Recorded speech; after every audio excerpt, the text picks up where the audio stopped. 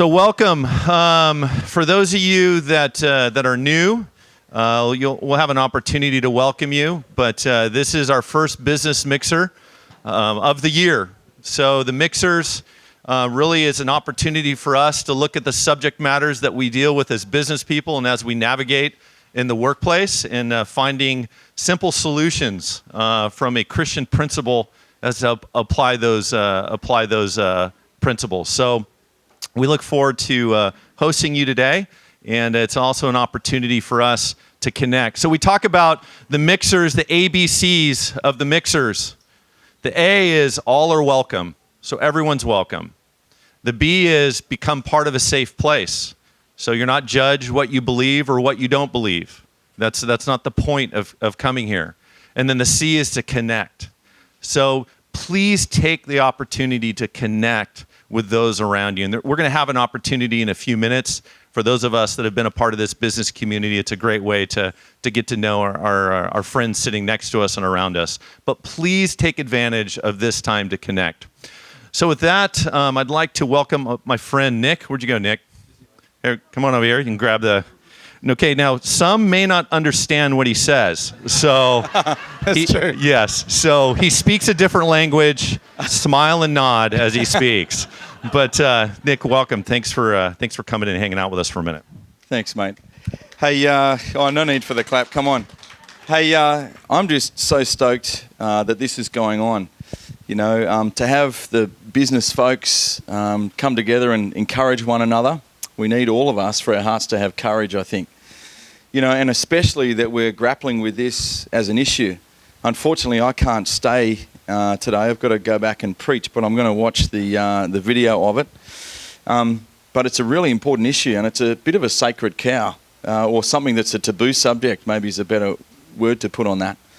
I've had too many of my family have suffered from mental health issues and have not been cared for as they ought to. I've had mates who have, some of whom are not even with us anymore, sadly.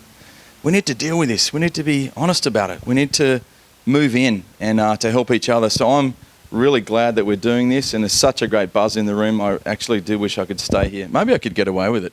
Anyone want to preach today? You can just scoot over and do that. No, but I'm just going to pray a blessing over this time. So if you're into that thing, then you can join us. God, I want to thank you for everyone here in the room. I just ask that our hearts would be open today. We want to learn and we want to do it together.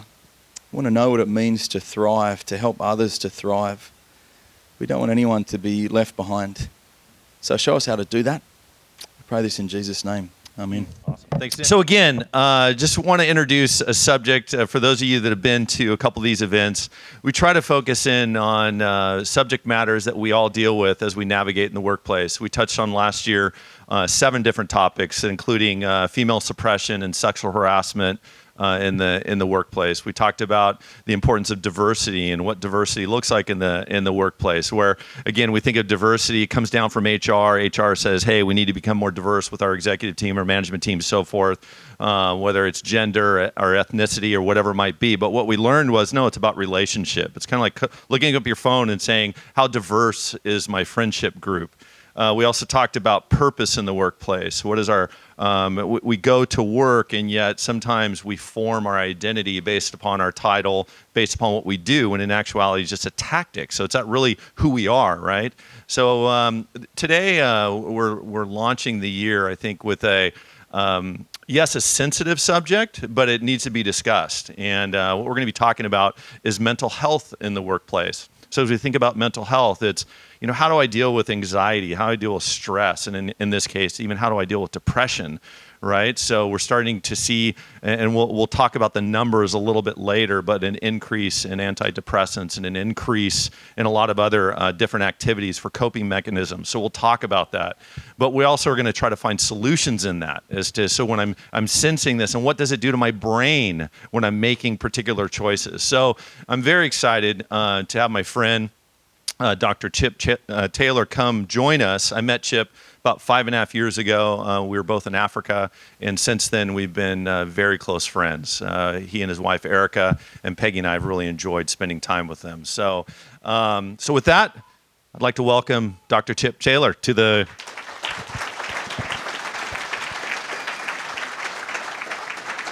So, real quick, Dr. Taylor is the head of the psychology department at Citadel University in South Carolina in Charleston, and he also has a private practice. So, and similar to Nick, you may not understand half of what he says. So, but grew up and was born and raised in Southwest Virginia, and as you heard, went on to college at Tennessee, and then he and his wife Erica have 4 beautiful kids and live in Charleston, Texas, or not Texas, but South Carolina. Yeah. So the bow tie. Let's talk about that. Let's talk about it.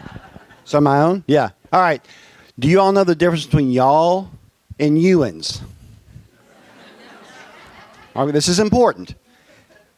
Y'all are here, and you'uns are over there, right? So we've got to have like a check of things. I will do my best to enunciate. I landed on Friday, and at last count, Jeff has said, excuse me or 25 or 26 times. So I will do my best. If it's too much, if the accent's too heavy, just say, dude, gnarly, and I'll know. I'll know this. One more thing before we start, because we got to get serious in a minute, but y'all eat some weird stuff. I had a salad and ancient grains For breakfast. dressing for breakfast. Then I segued into something green that had kale and celery and Dr. Green. Dr. Green. I finally got a hamburger last night. Finally. And my body was like, oh. So when I land tomorrow morning, when I land in Charlotte, North Carolina, I am beelining to Bojangles. And I will have a country ham biscuit well done on a dark brown biscuit, a sweet tea with 3 lemon, and a side of Bo Rounds. And I will be back. But this has been... I mean, I woke up last night and my stomach's going, oh, where are you? This is horrendous. So it'll be good to get back. Yeah. Awesome. Good deal. All right. Here we go. All right. Here we go. So Chip, I just keep thinking of, what is it, Bo Ringles? What do you call? Really?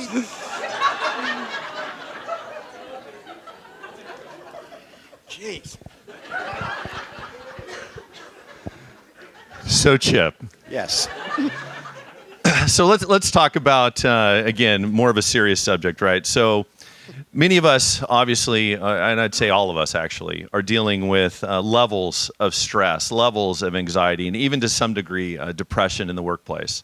It's coming from the pressure within our environment, and then we come home and deal with the pressure potentially at home, provision and so forth. We got to think of the kids' schooling. We got to think of our next move. We got to think of, what's our plan next month. We need to be out of our house, whatever it is, the stress, right?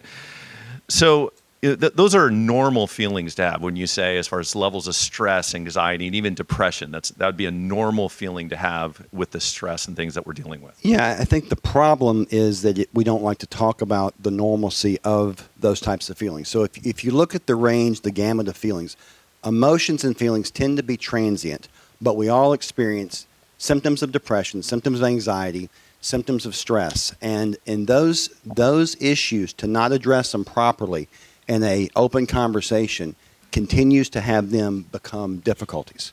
So absolutely. There's a level of normal stress that we all need to have. So if you talk about, there's a law called the Yerkes-Dobson law. And basically it says this: as your level of stress increases, you do well, you function well to a point. After you get past that point, then your performance decreases. So it really is about finding that sweet spot and being able to cope with and deal with the stress and the anxiety, but not letting it slip down the other side of that hill. Mm-hmm. So what would you say would help fuel, if you want to call it positive stress, to get the most out of you versus the areas that potentially might fuel the negative stress and take you down potentially a darker, that's good. darker hole? So I have watched you in the last day and a half do things like get up in the morning and have an apple out of the refrigerator that's frozen, and go to Loft and get coffee. and go do your devotional. And there's a rut and a routine and a rhythm. Ruts and routines and rhythms tend to help us manage our stress. It gives us a sense of control about what's going on because we're able to plan ahead and organize. When you lose sight of the goal in front of you, that's when the stress slips past the other side. Other things that are important we'll get to later, such as sleep and nutrition and those types of things. But generally speaking, the more organized you are, the more structured you are, the more you have your proverbial ducks in a row, the better it's going to be as far as getting to that sweet spot. Okay. Yeah. Now let's talk about kind of career, right? So the career that I'm in and the choices that I'm making, right? So I've got the messaging from my corporation and the messaging from friends and relationships, and even the messaging, which we'll tap into later in social media, is defining kind of who I am is what I do, right? So my title, my compensation, how many people are under me, where I'm going. So we're always, having to communicate what our next step is or somehow communicate I'm successful or whatever that might be. Talk about the dangers of buying in to my identity being affiliated with what I do as a tactic on a daily basis. Well, there are all kinds of dangers because what you do can change in a moment. And your identity needs to be tied to something other than that. When you have a change in occupation, you have a change in position, and if that is who you are and what you're about, it is very easy to slip into that depression and the anxiety of how am I going to recover this. And so in the workforce, in the business arena, and actually in college athletics and like the student athletes are dealing with the same issue. If they wind up not being able to do what they have internalized as who they are and what they're about, the dangers for them from mental health issues exacerbate. They really go up. So that to me is the lie of the profession. We don't ask people about themselves. We ask the first question is, what do you do for a living? And that's the wrong question to ask because that's defining the person by their title and not by their essence. So walk me through that a little bit more then. If I'm in an environment that fosters identity and value is coming from position, how do I counter that when I believe that my culture is identifying value in my title? My culture is finding value in the direction I'm headed. My culture is finding value in how I did in my year-end performance, and then my bonus and so forth is a reflection of that. Right. Well, you've got to find other ways to have significance outside of your job. And so what you do is you connect with other folks, like-minded individuals. You have a sense of purpose and a sense of ethic that says, this is not all about my job. This is about who I am as a human being. And as we've been talking over the last couple of days, there are changes that can be made to allow a person to reinvest in themselves and who they are versus what the title is. But to do that, it takes significant courage. It takes support. It takes insight into how the job is now defining you. And there are really dangers with that because if you let those things become the core of who you are, they go away. When you leave a company, you're no longer a part of the group. You're no longer associated with that. So you've got to branch out and have other venues, other avenues that you can utilize to be able to foster yourself. So many of as I get my kombucha. Yep. Clear mind. Many You got to shoot this stuff. This is God. It's like licking a mushroom.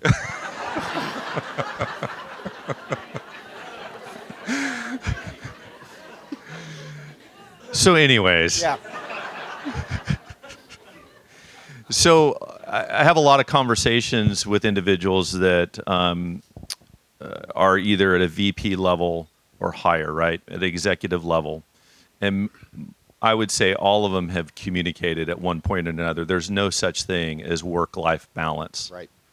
So talk about the danger of that in operating in a world where we believe that there is no opportunity to have work-life balance because the career is so demanding. In order for me to deliver the results, in order for me to have a clear pathway to the executive level, I need to sacrifice balance in Yeah, essence. when the question, it begs the question: what are you sacrificing?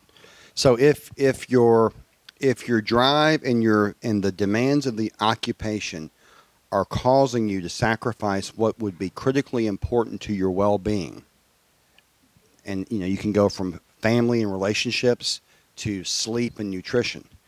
If those things are taking, if the job is taking place of those things, then you're not going to be able to run at that level. So again, I don't want to get into your stuff, but as we've been talking, one of the things that Jeff disclosed to me, and he didn't want to be in the spotlight, but I think this is important to open this up. So and you've got to take me to the airport, so just bear with me for a second. Can I get a ride? Okay, good. Okay. When you were doing your job, right, and I've known Jeff for 5.5 years. We adopted the same time in Ethiopia. This is a wonderful relationship. He was involved with Monday through Friday. Go, go, go, go, go, go, go, go, go. And then Friday night, as you described, it was kind of a crash. And it took a while to come back up. You got Sunday, you got fueled up again. If you continue to do that kind of cycle, you can't sustain it. It changes the way your body works. It changes the way your brain works. It changes the way you're able to relax and come down. People cannot find neutral. And you cannot run in high gear that long or you burn out. So it takes courage to recognize I can't keep doing this. But when you say I can't keep doing this, if you're defined by the job and you can't keep doing the job, then you've got a significant hurdle because you've got to figure out how you're going to reposition in that regard. Yeah. So then that kind of leads us into behavior, right? Right. Like thoughts, behavior, feelings. Yeah. So talk about what happens when we're dealing with this level of specifically, let's just say stress and anxiety. We'll get to depression in a moment. Okay. And I know that anxiety and depression at times go hand in hand. Yeah. But let's just talk about anxiety and stress. Okay. So real quick. Yeah. So what's happening when we're fueling our brain with high levels of stress and anxiety from a standpoint, what's happening to us chemically Okay.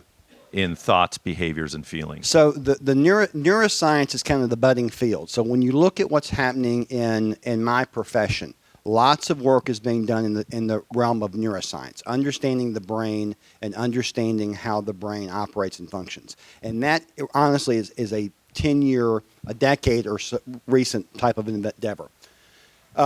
It's changing how we teach students in school. It's changing how we understand illnesses. And one of the things that we're learning is that if you are running on chronic stress, the chronic stress changes your brain in fundamental ways. It will enlarge the fear areas of your brain, the parts that are responsible for fear. It will change your hippocampus. It changes there's a thing called the brain-derived neurotrophic factor. You don't have to remember it. It's fertilizer for the brain. If you don't have that in your system, if it's not operating properly, then you can't have neurogenesis. You can't have cells connecting. So it's not just that you're stressed and you're worn out. That's a falsehood. You're stressed. It's impacting all of your chemicals. It's changing your immunity. It's changing your ability to fight disease and illness. And the outcomes of that long term are significant. It's not just that you're going to take a nap and get better. It's gonna wear you out. Your batteries will wear out, and it will hurt you. So let's talk about that. Okay. Now, all of a sudden, we're sensing that stress. We're sensing that anxiety. Give me a reference or an example where we naturally go the negative, and then that fuels potentially the chemical imbalance in what we need, to then the positive choices that we can be making that's going to fuel more of a positive outlook and combat the anxiety and the stress. Okay, so I'm going to be a therapist for a second. I want to reflect. You're asking me to talk about the negative things that we can do when we're stressed versus the positive things we can do. Is that correct? You're going to get both sides. Okay, so you mean tell Negative outlet. Got it. Okay. So this is 30,000 feet. So let's rise up. What do people do? What do adults do when they're stressed? Drink. Eat. Stop exercising. Shop. So y'all know these things, right? We know them, but we fall into the trap. Pornography, escapisms. So the things that allow us to get away from what's in front of us, that's what happens. And so we engage in behaviors and activities that are, the word we use as clinicians is maladaptive, right? We're doing maladaptive behaviors, and those behaviors are reinforced because when we do those things, we escape from what's stressing us. So we're leaving, it's a negative reinforcer. We're leaving something that's stressing us, we're escaping, but it's putting a Band-Aid over it. It's not going to fix the problem. So you're treating a symptom. It's like having a real bad cold and the underlying cough, and the underlying cause is pneumonia, right? We can take all the cough drops we want. We can do all these things, but we're not fixing the problem. So that's the maladaptive stuff. I think it's probably worthy of holding the adaptive things toward the end of the conversation, if that's okay, to talk about what we can do to, and again, y'all are business folks, so I can't talk about systems. I got to say 1, 2, and 3, right? So I'll give you 1, 2, and 3 at the end of things you can possibly do. Yeah. Okay, so real quick, and I know you know this already, it was just an interesting fact of looking at psychology today was identifying that 1 in 9 individuals are on some type of antidepressant in the U.S. today. 1 in 9. 30 years ago, it was 1 in 50. So, Chip, what is going on? It's a number of things. And some of this is just clinical expertise from seeing and talking to people in my practice, and some of this is actually based in research. So a couple of things that I think are going on. Number one, the pace has increased dramatically. And with the increase in pace, there's no time for self-care. That's the first thing. So, 20, 30 years ago, you could have areas of your life where you could cut off what's going on. Right now, if I ask you how many of you have checked your phones and had a message from someone about something that you've got to attend to after this meeting, there are probably some people in here who've done that, right? And we've been talking for 20 minutes. It is a constant barrage. You can't run that way. There's no way. So that's the first thing. Second thing is Big Pharma. Big Pharma is pushing the pills, and we're looking for a quick fix. And we're looking for a quick fix because we don't have time to do the work it takes to heal ourselves and to protect our bodies from the onslaught of the thoughts and symptoms of depression and anxiety. Those are the two big ones. So it's almost like what it sounds like is we're kind of in a similar to the 60s and 70s where we had fast food began to enter the market. And so we wanted quick fixes, TV dinners and so forth as well. So everything was quick. We saw that we were paying the price in our health, and so now we've become much more health conscious. Fair enough? Yeah, some of us. Some of us. The South is a little slower, but yeah. Right. Yeah. So then we're seeing an acceleration to a quick fix Right. to deal with my depression when in actuality it may not be. Yeah, and what's really sad about that is the thought process of a quick fix. You don't fix depression with a pill in a day. It's a 3-week process. And some of that, 3 to 4 weeks, some of that process is we think that, and this is kind of the what do we think we know. We think that what's happening is it's changing the chemicals in the brain and allowing for that brain-derived neurotropic factor to allow new cells and new connections to happen in the brain. That's a 3-week process. It's not a quick fix. But we run to the quick fix, we get the pill, we get the Zoloft, we take it, and we start to try to feel better. Again, to me, it's a Band-Aid. Sometimes it's necessary because you're so down, you can't get back up with therapy, but it is a difficulty. It's hard. So now let's talk about what is the impact. How am I doing? What's that? How am I doing? 1 to 10? Yeah, 110. I mean, I want to come back in May. We'll see. I'm working hard. We'll talk when I take you to the airport. All right. So, Chip, talk about as well. Like this is real. Don't feel bad for him. No, don't feel bad for him. He runs more smack than anyone I know. So this is a serious subject because I think that there's some that want to believe it, but I think most don't. The impact of social media and what that does in our thought process and what that's doing with our stress, with our anxiety, and potentially with some depression? It's a huge issue. So let me give you a little bit of background. I am a pediatric psychologist by training.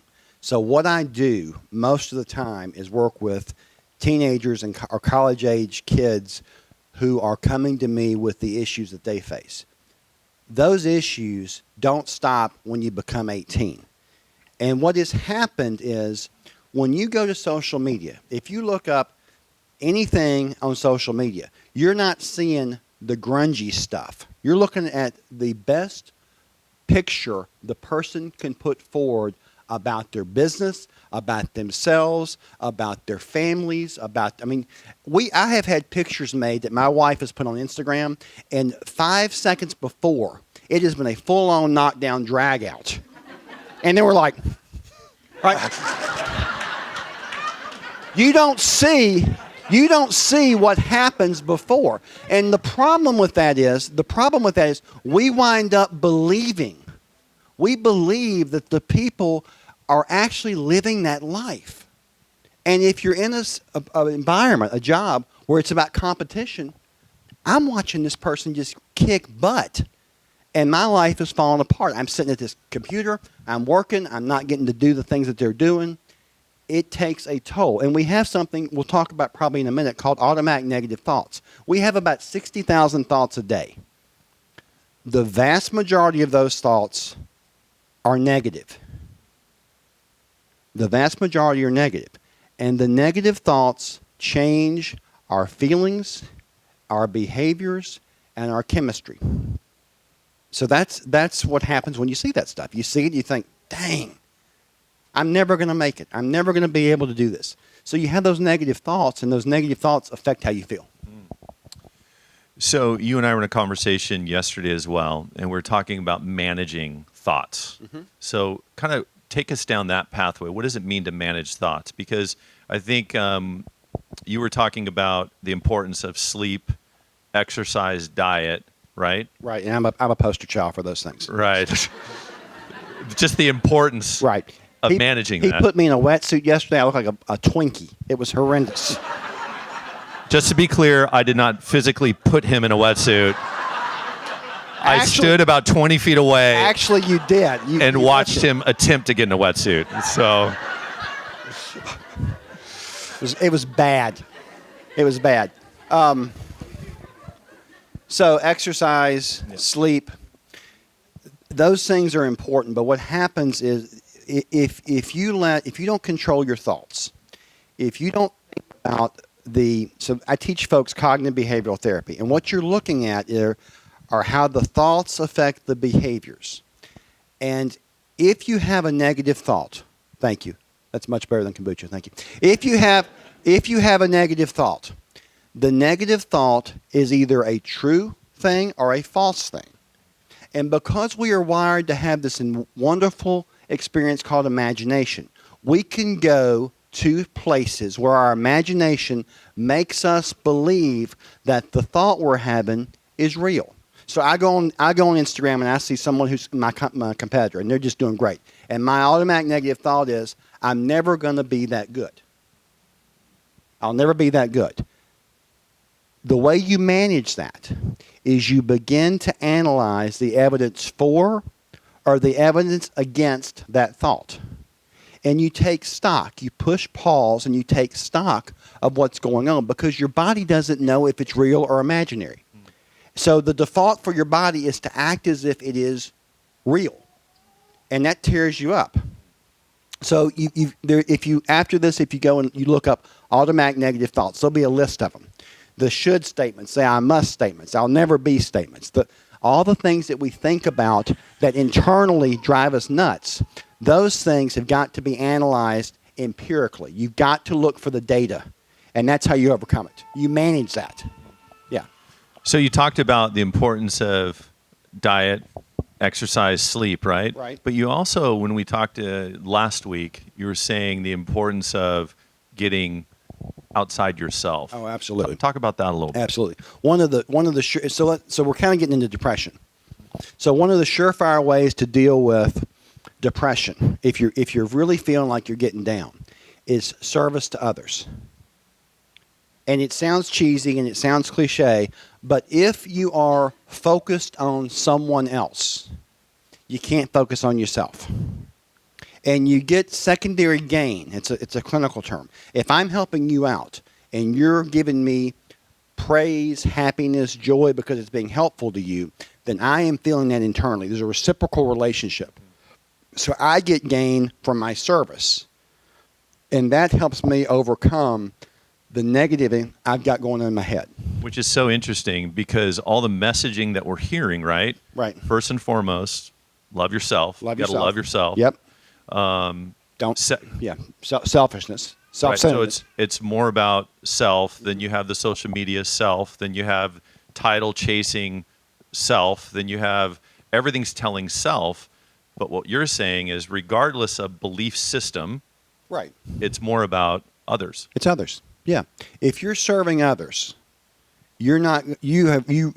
Dramatically decrease your risk of getting down and depressed or dealing with anxiety, because you are giving to others, and we're social beings. We were created to be social beings.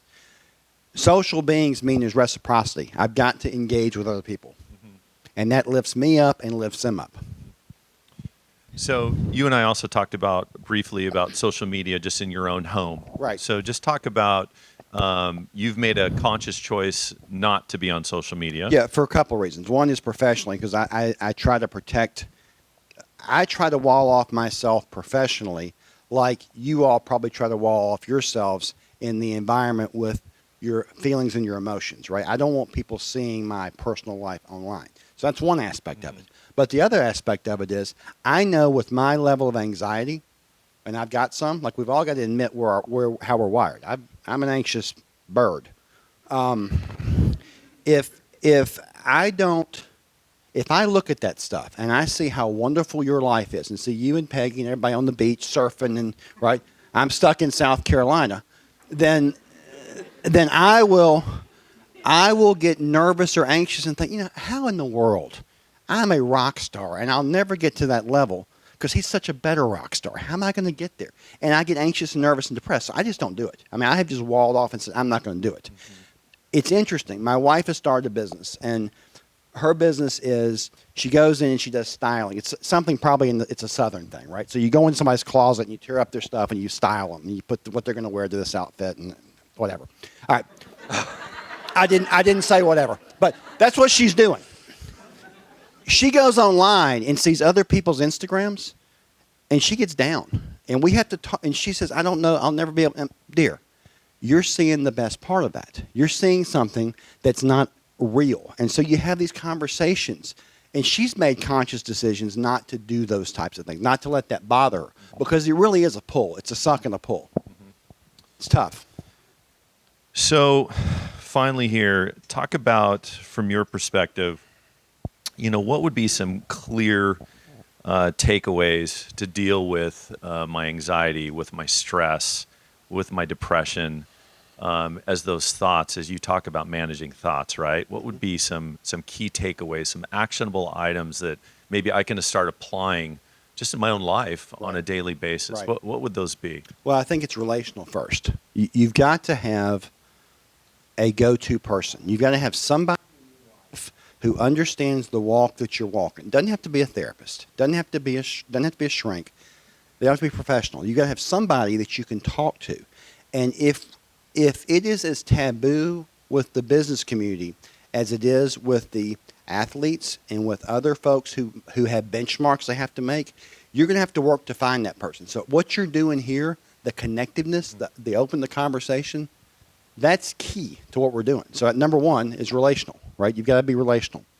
And you wanted me to do this like a CEO, right? So 1, 2, 3. 1, 2, 3. Yeah. So number we're 1, 2, right? Right. Right. Number 2 is you've got to manage your thoughts.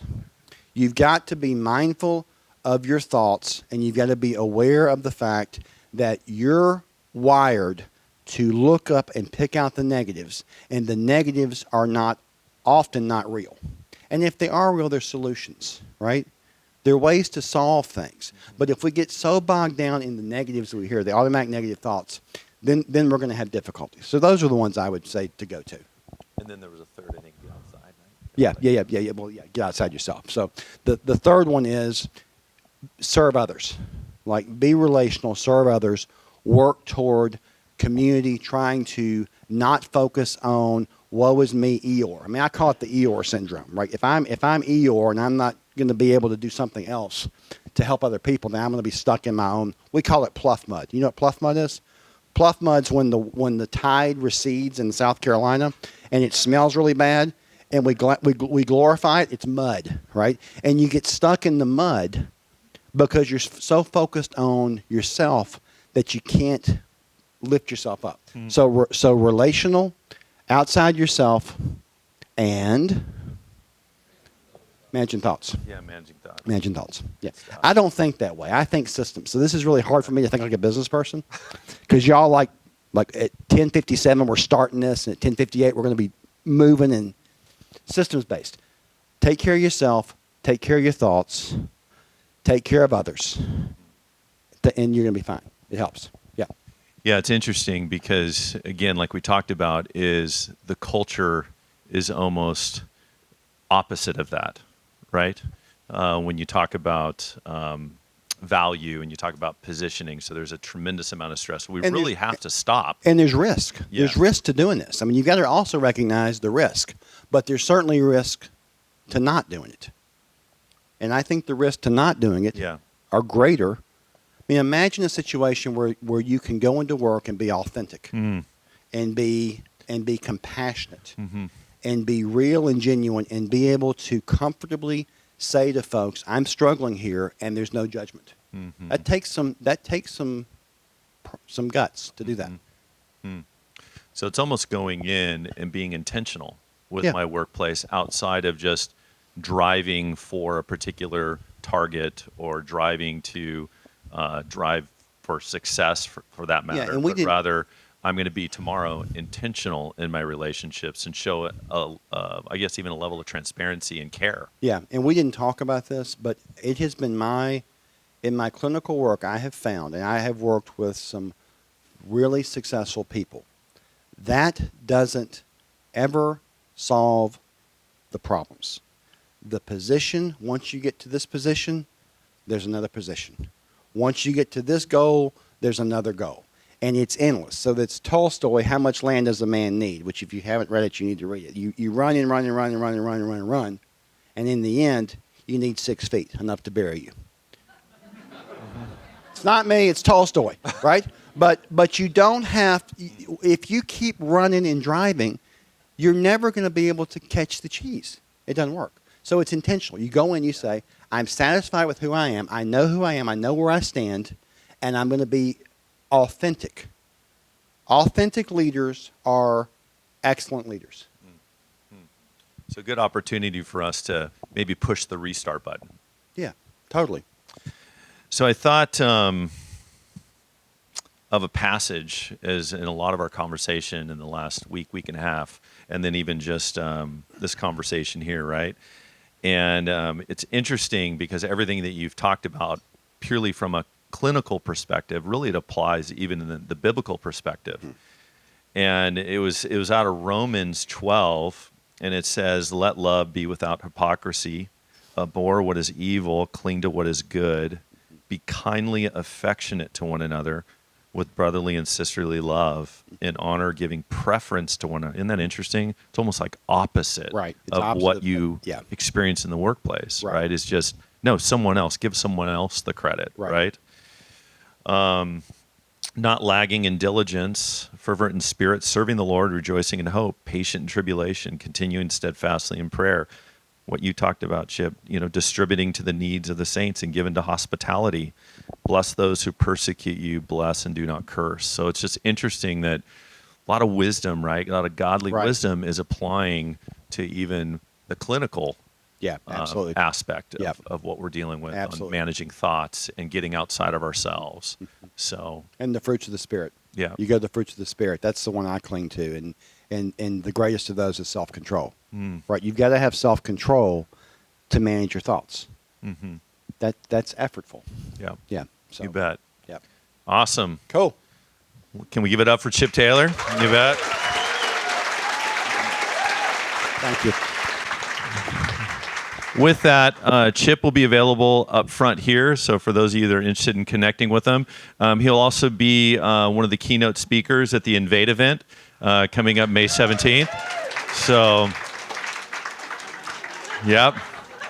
So we'll have his beautiful wife, Erica, with us as well. So looking forward to having them. With that, before we dismiss, let's go ahead and ask the Lord just to bless our time and just thank him for this time with Chip. Lord Jesus, thank you for this time of encouragement. Thank you, God, that you care. You care for us, Lord. You say that we need to cast our cares on you because you care for us. And Lord, may we trust that. May we manage our thoughts that way as Chip has encouraged us to, that we were fearfully and wonderfully made, and we have great value in your sight. God, you say that nothing that we've done, nothing that we're going to do, and nothing that we will do can separate us from your love. So, Father, we trust that. May we trust that tomorrow as we go into our workplace. And we love you, and we thank you. In Christ's name, amen.